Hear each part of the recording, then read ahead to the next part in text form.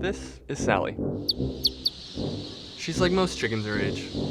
She'll grow up in a place like this. And that means Sally's hiding something.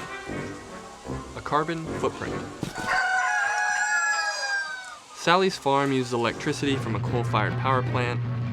Her farmer drives a diesel pickup, and her feed comes from a factory that consumes its own electricity and fuel.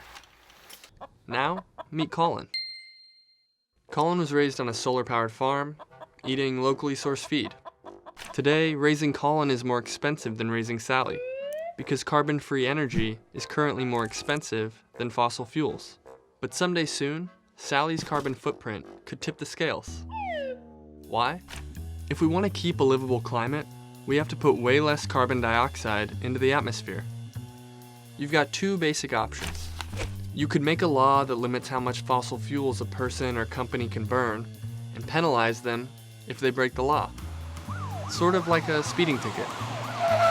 Laws like that aren't always popular though. That's where the second option comes in. Putting a price on carbon emissions. Right now you can put as much carbon dioxide into the air as you like, without paying a dime. But what if people had to pay?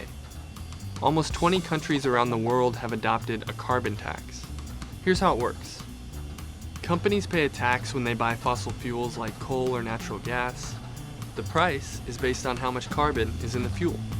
And then they try to pass those costs on to customers.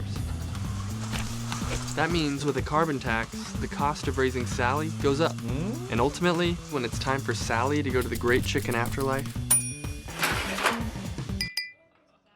it should be easier for consumers to pick Colin for dinner.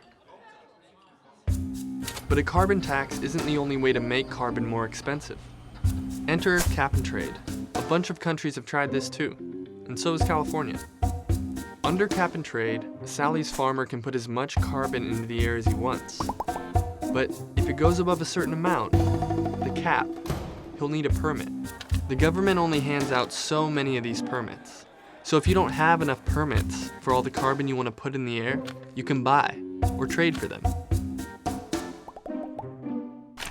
Cap and trade supporters say the law gives us more control over emissions.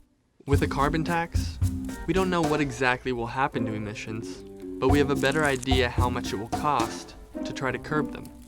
Either way, both laws ultimately make carbon more expensive to emit, with the hope that people and companies will change their buying habits. So, how much more will Sally ultimately cost? It all depends on the details, like where Sally left her carbon footprint. In Mexico, burning carbon costs an extra $1 a ton. In California, that same ton costs $13, and in Sweden, $130. In any case, the more pricey we make carbon, the more competitive solar, wind, and other non-carbon-based energy sources become. The question is, who's willing to stomach the cost?